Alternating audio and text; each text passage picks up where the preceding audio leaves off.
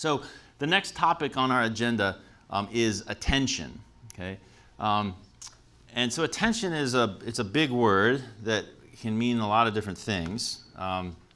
Colloquially, you're familiar with the notion of paying attention to something versus maybe ignoring it. And we're talking about attention in a class on perception because attention often determines what you see and hear and, in general, perceive about the world. Okay? So in vision, what you're attending to often is a function of what you look at. So attention oftentimes moves with your eyes, right? But it doesn't have to. So like if you're being really sneaky, you could be looking at me, but maybe paying attention to something that's out here, right? So you can pay attention to things if you're not fixating them. So I guess naively and intuitively, when you pay attention to something, that seems to improve in some way the processing of whatever's attended, right? That's sort of like presumably why we do it, why we use attention, right? Like when you pay attention to something, like you see it better or you hear it better in some sense. And we're of course not specifying what it means for it to be better, right? So that's an important issue. Again, intuitively, people often think of this maybe as a way to focus resources. Again, it's in scare quotes because we don't really know what the resources are, but it's perhaps if resources do exist and you need them for perception and they're limited, this could be a way to focus them on whatever seems important. So in this lecture, we're going to talk about how we can measure and study these phenomena. Okay, and so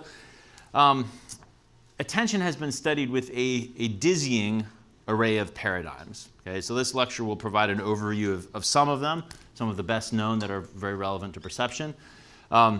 But it's sort of going to be a little bit of a grab bag, right? So right now we lack, I would say, a unifying framework for thinking about attention, and it's almost surely not one thing. So there's lots of different things that often get called attention, and they're not necessarily the same thing. And at the moment, we mostly, I would say, lack rigorous computational understanding. So that's actually our super exciting direction for the future. And I think we're at a point now where we could actually really start to develop sort of rigorous computational theories of attention. But there are nonetheless many interesting phenomena that place constraints on future theoretical understanding. Okay, so we're going to go through some of them and talk about what they show us and what they mean. Okay. So here's an initial example. So a very popular paradigm for studying attention involves cuing people. Okay, so Posner was a cognitive psychologist who did a lot of work on cuing. So the essential idea is to focus visual attention to an area of space using what's called a cue. Okay, so that's like a stimulus that will occur at some part of space or that will indicate some part of space where something's going to happen. And then in the classical paradigms for studying this, they would measure the time that it would take someone to identify a target stimulus when either the observer does not know where the item will appear, okay, versus where they do know where the item will appear by virtue of the cue. Okay? And so in this initial example that I'll show, the cue might just be a briefly presented dot at the location of the target. Okay? So look in the middle here at the center of the cross. Okay? And so your task is going to be to say what letter is going to appear. Okay? So you can all do this task. So do it. You're really slow. What's the letter? A. Wow, that was like the longest reaction time in the history of attention experiments, okay? Okay, you got it right though. It is an A. Okay. All right, so this is the uncued condition, okay? And it is supposed to be slower than the cued condition. Here's the cued condition. And that was much faster. See, so that's the cueing benefit, okay? Okay. All right, so this is a schematic of the kind of result. So what is measured here is reaction time. So again, you assume that most of the time, and you verify that most of the time people get the letter correct, right? So you measure how long it takes them to identify the letter.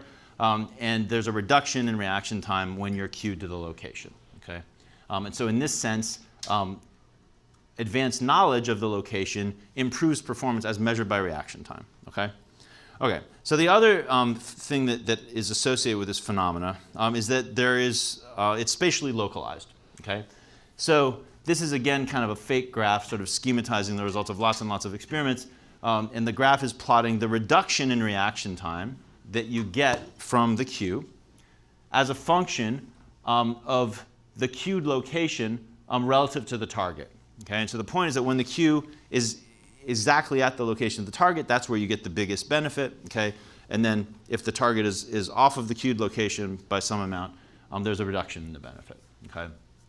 All right, so this type of finding led to a very influential and popular metaphor of attention as a spotlight. Right? So the idea is that there's this thing that's spatially localized. It gets cued to a location. It gets moved to that location, does something that is, as of now, unspecified to the processing that makes you faster or more accurate or whatever.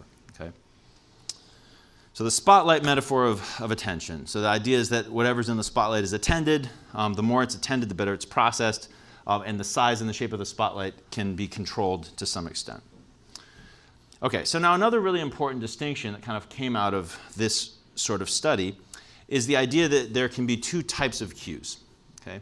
So the one that we just saw is what would be normally referred to as exogenous. So that means outside generating. Okay?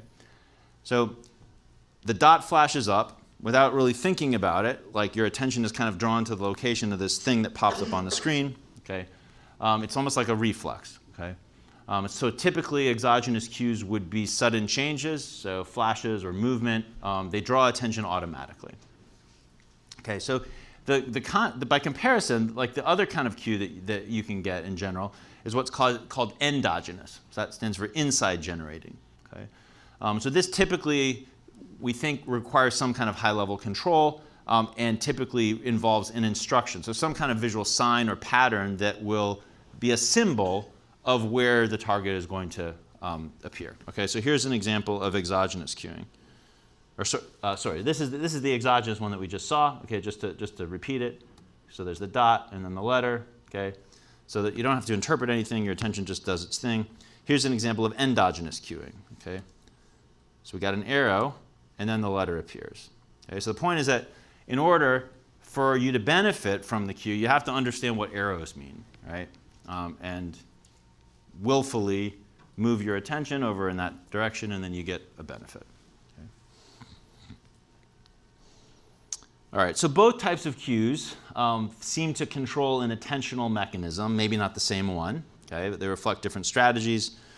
So we think of exogenous cues as tapping into some kind of bottom-up control of attention that's based on physical transients in the environment, and endogenous cues as involving what's often called top-down control of attention based on what an observer believes. Okay. All right, so how do these things actually cash out in terms of the results? Well, one of the kind of clear differences that you see is what's shown here. This is a graph that is plotting the same thing that we looked at before. So the y-axis is the benefit in reaction time from a valid cue. So it's like how much faster you are if you're cued to the location. Okay? But now what's being manipulated here is what's called the stimulus onset asynchrony. Okay? And so that's indicated here. Okay? So here's what would happen on a trial of an experiment where you're measuring this stuff. This is a case where the cue is exogenous. So you're fixating that little star, okay? And then the cue pops up. In this case, it's this red box, right? So something changes. Your attention kind of moves over to the left. And then after some amount of time, the target appears. And that some amount of time is the SOA, the stimulus onset asynchrony. Okay? So essentially, you can vary the amount of time from when the cue pops up until when that thing that you have to detect pops up. Okay? All right. And so what does this graph show? Well, it shows that initially, so if the stimulus onset asynchrony is really, really short, then you don't get the benefit, right? So it's like the cue does something that takes some amount of time to kind of happen. Okay? All right. And then, you know, in the case of what's called the peripheral cue here, that's the exogenous one, the red box. Okay? By the time there's about 100 milliseconds, you're close to getting the maximal benefit from the cue. Okay? But when you have a symbolic cue, what we're calling endogenous, right, where you have to kind of interpret it, that's like the arrow. Okay? It takes you longer to get the benefit. Okay? Because it's like something else has to happen in your head. You see this symbol, and there's some process of interpretation. Okay? And that takes a bit more time. Okay? So this is some evidence that these two types of cues are kind of doing different things in your head. Okay? Any questions about that?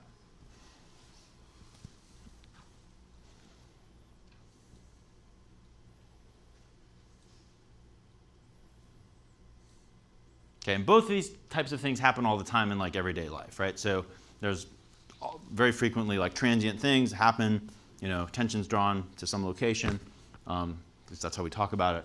Other times there'll be something that's more symbolic, that indicates to you, so for instance, like, I don't know, you see a turn signal, right? It indicates the thing's going to turn to the left, and so you're paying attention over there. Yeah?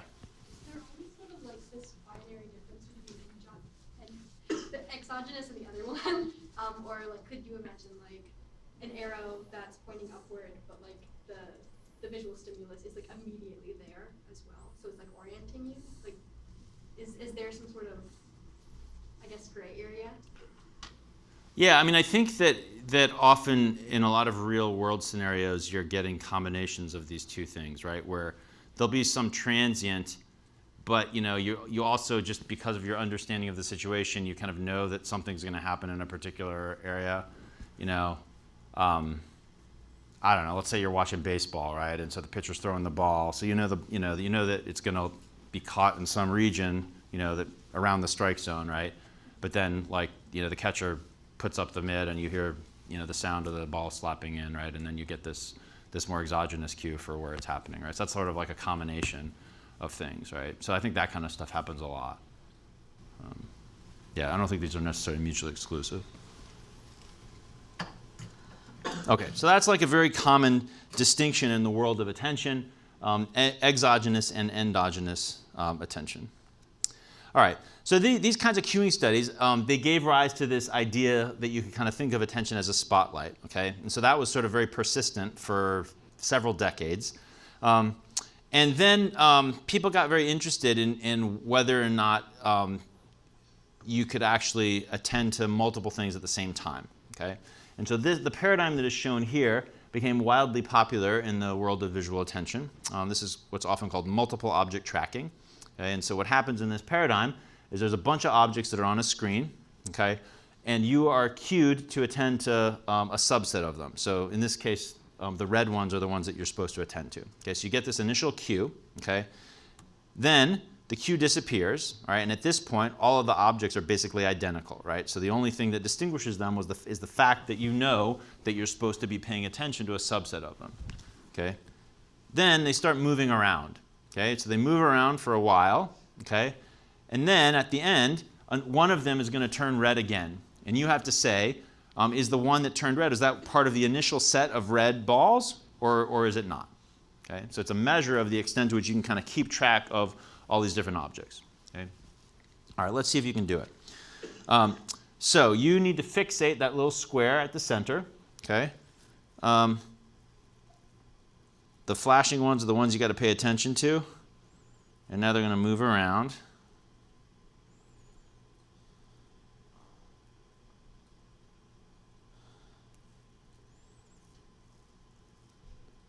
Okay, so did you feel like you could pay attention to a bunch of them? Yeah.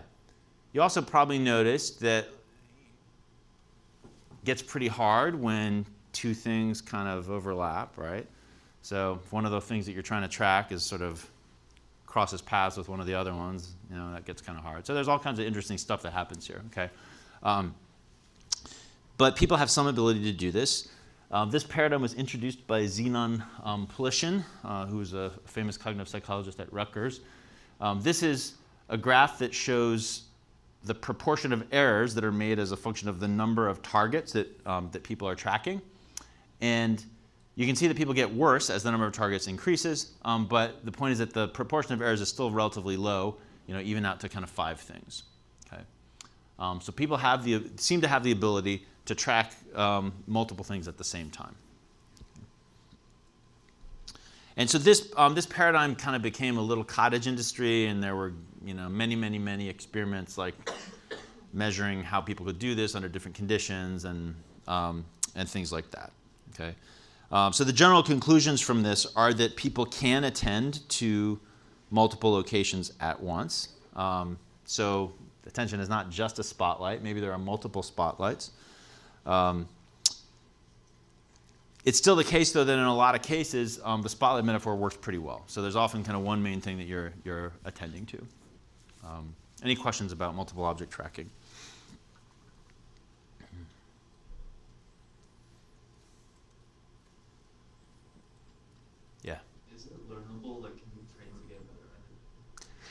Can you train to get better? So probably. I'm pretty sure that there's a study that I know about, which I hope is not apocryphal, but I believe these experiments were ran on, I think it was like the Canadian Olympic basketball team.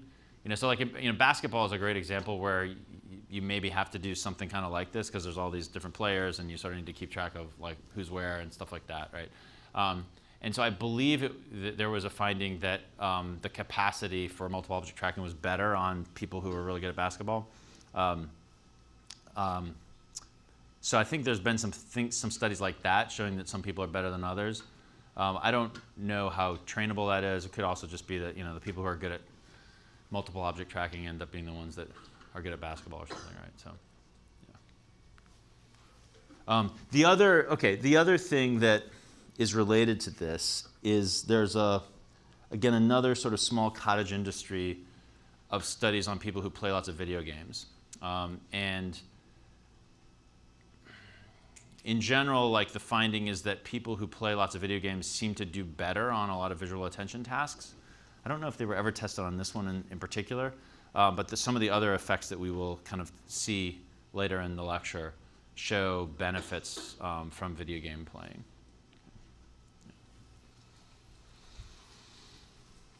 Okay, so lots of attention research has been conducted in vision, but it's really important for hearing as well. You remember back when we were talking about audition, we talked a lot about the cocktail party problem, where there's like one person you're trying to understand, so you have to pay attention to their voice amid these distractors. And so, one situation where attention may be important is where there are concurrent sources that are similar, and you kind of have to keep track of one that you're trying to understand. Okay, and so this is a graph that is showing you the trajectories that are taken by two voices that are two people talking at the same time through a space of features that we think are important for voices. Okay, so F0 is the fundamental frequency. Everybody remembers the fundamental frequency, right? It's thought to be like the correlate of pitch. Okay, it's the rate of repetition.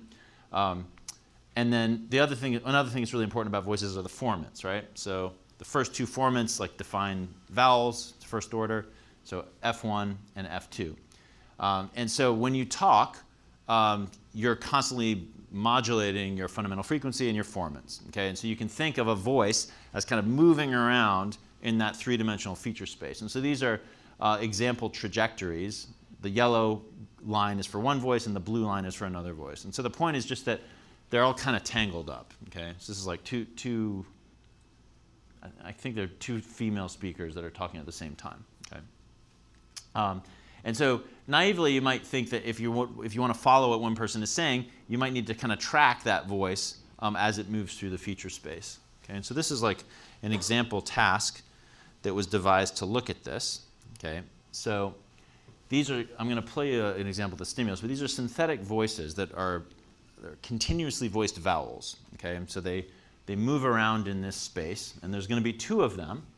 And this is a task that was devised to sort of measure whether or not you can track one of the two voices, okay? And so the way that this works is you initially get a cue, and that tells you which of the two voices you're supposed to listen to, okay? And that cue is the very initial part of the target voice, okay? So like the green one in this case, okay? So then you get a mixture of two voices, and so you can see this is like two harmonic things on top of each other, right? These are spectrograms, obviously. And then after the mixture, you get what's called a probe. And so the probe is the end portion of one of the two voices, okay? So half the time it will be the end portion from the green voice, the target voice. Half the time it will be the end portion from the other voice that you're supposed to ignore, okay? And so you just have to say, yes, the probe is from the cued voice, or no, it isn't, okay? And the idea is that, like, because these things kind of are circling around each other in the same part of the space, in order to perform this task, you have to be able to track this thing over time to essentially be able to connect the cued portion of the voice to the end portion of the voice, okay? So you can try it for yourself. You're initially going to hear the cue, and then you're supposed to track the cued voice, okay, and then listen to how it ends, and then you get a probe, and you have to say whether the probe was the one at the end or not. was the end of the target voice, rather.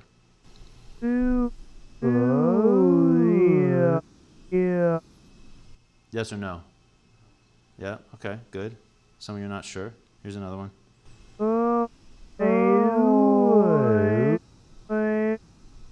Yeah, okay, so in both those cases it was. So interestingly, it turns out that this task is much easier for musicians. Okay? And I think many of you who were smiling are probably musically trained. But people can do this. One question is like, well, it seems like in order to do this task, you would have to track this thing over time with your attention. And one way to potentially measure this, and a conventional way to sort of measure whether you're attending to something, is to see whether there is some other kind of attentional benefit to attending to that thing, right? So in other words, are you better at kind of noticing stuff about that thing? And so the way that this was looked at in this particular paradigm was by adding a little bit of vibrato to one of the voices, okay?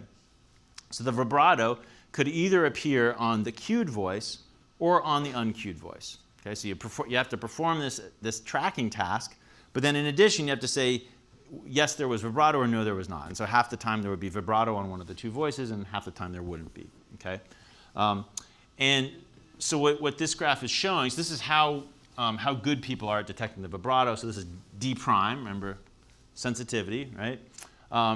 And when the vibrato appears on the cued voice, performance is better than when it appears on the uncued voice. Okay? But the other thing that's kind of interesting is that if you take the people who are performing this task and you split them up into the ones who were good at the tracking task and not so good, so that's the good streamers and the poor streamers, the good streamers kind of show a pretty big advantage for detecting the vibrato in the cued voice compared to the uncued voice, whereas the poor streamers don't. Okay? So that really sort of indicates that your ability to kind of track this thing over time does really depend on being able to selectively attend just to that thing, right? And that makes you more sensitive to kind of its features compared to like the other stuff. Okay? And this is just showing that advantage for detecting the vibrato in the cued voice is sort of present throughout the whole time the stimulus is on. Okay, so another kind of paradigm for kind of studying this kind of stuff, in this case in hearing. All right, so in vision, you often are attending to particular spatial locations, but not always. You can also attend to features. Okay, so what I want you to do here is attend to the blue elements. Okay, and when you attend to the blue elements, you become very aware that there's kind of this diagonal organization to the blue elements. Okay, now I want you to attend to the red elements, and you become aware that there's sort of a circular organization. Now I want you to attend to horizontal, and you become aware that there's another diagonal organization in the opposite place, right? So attention is pretty flexible. You know, you can attend to locations, also to certain classes of features.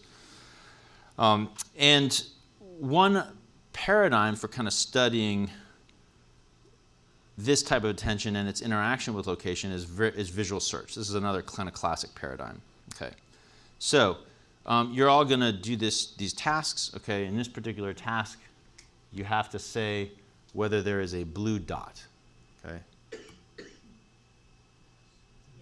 Okay, a little slow, but you got it right. Okay, all right. So the result of doing experiments like this, and this is kind of obvious when you look at this display, right? Like this is super easy, right? As soon as it pops up, you see there's a blue dot, okay? So for some kinds of targets and scenes, visual search is always fast, all right? And we say that in these situations that the target kind of pops out of the display. Remember back when we were talking about grouping, we also talked about this phenomenon of pop-out, where you have one element that kind of differs from all the rest on some simple dimension, and it pops out. It's really obvious. So the way that you objectively measure this is by measuring how long it takes you to detect the target as a function of the number of items that are in the display, which is often called the set size. Okay? So this is how you analyze visual search experiments. Okay, reaction time versus set size. And in a situation like this, where pop-out occurs, the graph is flat. Okay? All right, so the standard explanation of this is that for some kinds of properties, a unique value in the image will draw attention. So it serves as an exogenous cue. All right, so the fact that that one thing was blue and everything else was yellow immediately draws your attention to that location. Okay? So other kinds of things that do the same, have the same effect are a single large item among small ones, or a single curved item among straight ones. There's lots of things like that. And the diagnostic property is that the search slope of that results graph that you make of reaction time versus set size, the search slope is 0. So that's what corresponds to pop out. Okay, but not everything pops out. Okay, so is there a blue vertical line? That was slow. Okay, so that's much harder than saying whether there was a blue thing amongst yellow.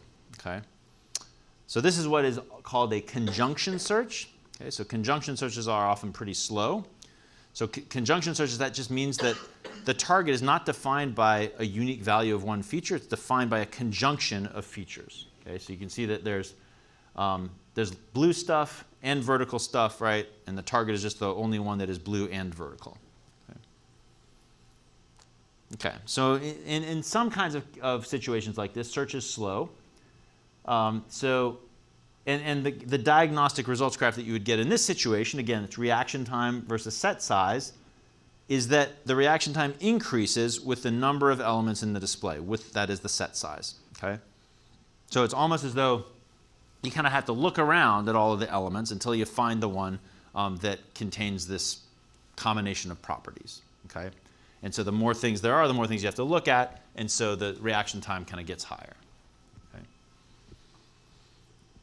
Okay, so here are some more examples.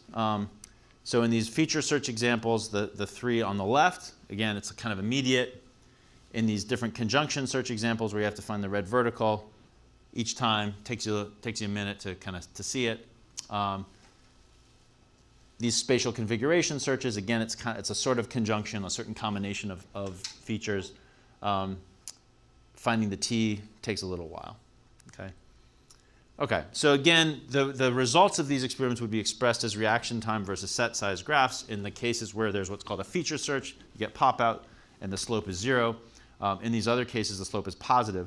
So there's two lines in these graphs, okay? Because in order to actually do this experiment, right, so normally the way the experiment is done is you say whether the target is there or not, okay? So sometimes the target will be present and sometimes it will be absent, okay?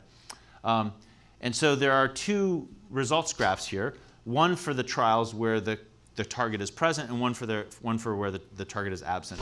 And you will notice that the slopes are twice as big when the target is absent as when the target is present. Okay. Does anyone want to posit an explanation for why that would be the case? Gotta double check. Say it again? Gotta double check. Double check? What do you mean by that? Gotta double check that it's not there. All right, what's double check mean though? Look once, look twice. What do you think? Like you can like short circuit and finish searching early once you find it. Like you only have to look through half the image potentially. On average. Yeah. Yeah, that's right. So like under a model where you're kind of looking around at every element in the image, okay, then if the target is there, on average you'll find it after looking through half of the things, right? Whereas if it's not there, to be sure, you got to look at everything, right? That's probably what you meant by double check, right? Okay. All right, so this is the phenomena, right? That in some cases, the reaction time doesn't scale with the number of items, and in other cases it does. So the standard explanation for these slow searches is that you have to combine properties in order to detect the target, and the combination process is not automatic. Okay? So it's commonly proposed that you need attention in order to do that combination, right? So the spotlight of attention is often proposed to kind of weld these different elementary features together. And this makes search a serial process because the spotlight of attention under this explanation can only be in one place at a time. Okay, so you kind of have to move that around, and every time it's on something, you get the features kind of combined. Okay. And so if you kind of look at what these slopes are like, you can infer that the spotlight travels at about 50 milliseconds per item. All right, here's another example. Find the red verticals. This one is really annoying. There's a couple of them there, right? Yeah. Right. Yeah, it's a tough conjunction search. And okay, so this on the one hand is sort of it's a very interesting phenomena, right? So we're finding that there's this structure in the visual system, right? And that's kind of interesting, right? But it's important also because it has a lot of real world relevance, right? So oftentimes the things that you're looking for in the real world, and you do visual search all the time, right? Where are my keys? Like, where did I leave my coffee cup? Where's my kid's left shoe, right? It's like visual search is a big part of life. And oftentimes what you're looking for is defined by conjunctions, right? So if I ask you to find the faucet here, raise your hand when you see the faucet. Yeah, see, it takes a little while. Okay. Okay, so visual search it's an important thing and a classic paradigm. So visual search became very popular around 1980, and the popularity in part was due to some very influential papers by Anne Treisman, who was a very important cognitive psychologist who's worked at Berkeley and then Princeton. She died a few years ago. And the general proposal was that there are these maps of different features in the brain, right? These elementary features: orientation, color, size, stuff like that, right? Spatial frequency, okay? That were kind of loosely associated with the kinds of things that we think of as being extracted by early vision, okay? So you have these different maps, and attention kind of serves to bind different features together, okay? So without attention, all you have are these like separate maps of features, and that makes it difficult to tell whether you have a conjunction of features, okay? So the proposal was that somehow, again, these were not very mechanistic explanations, right? They're sort of very abstract. But somehow or another, attention kind of magically enables you to combine these properties, okay? All right, and the conjunction search and feature search data were sort of consistent with that. All right, so leaving aside the question of like how this would actually work, right? This kind of raised this question of what will happen in conditions where attention is not available to glue stuff together, okay? And so this was studied with experiments like this, okay, and it led to this phenomenon called illusory conjunctions. Okay, so you're looking at displays like this. They're flashed up very quickly. Okay, your task here is to report the digits. So you're looking at the middle, but you got to report, in this case, 3 and 5. Okay, so that's your main responsibility in the context of this task is get the digits right. Okay, so the idea is that causes people to focus their attention kind of out in the periphery. All right. But you're also supposed to report the colors and letters, okay? All right, and so you make sure you set this up in such a way that, people have had a cup of coffee, they're motivated, right?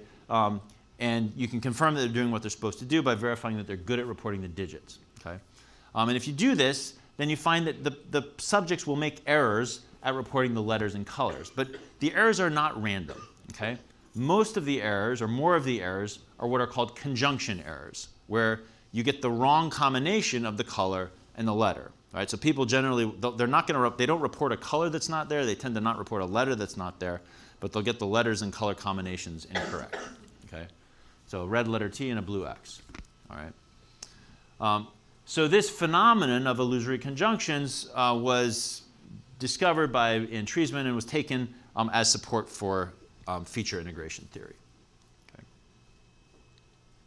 All right, any questions about illusory conjunctions?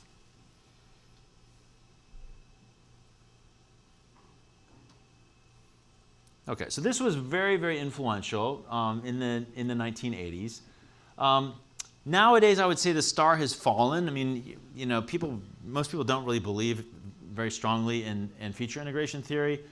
One reason for this is that over the years, through studying lots of different types of visual search tasks, lots of complexities emerged that seem sort of challenging to account for. So one such complexity is that you can get pop-out for things that probably aren't represented in maps. So 3D shape is a good example. So if you look at this, the one on top, like it immediately pops out to you that there's one that's kind of different from all the rest. Okay, and the thing at the bottom is sort of an alteration of that display that kind of kills the three-dimensional interpretation. And there it's much harder to actually detect the target. Okay? So there's lots of examples of like pop-out occurring for these like kind of complicated, slightly high-level things, right? And that sort of seemed inconsistent with it. But it remains the fact, so it remains the case that, I mean, illusory conjunctions are a phenomenon that demands an explanation. And I think in general, it remains the case that attention seems to change the way that collections of what we might consider to be features are represented, right? So, and I would say we still don't really have great quantitative or rigorous explanations of why that is, but it's a real phenomenon, okay? All right, I'm going to end there. When we resume on Tuesday, we will finish up talking about attention.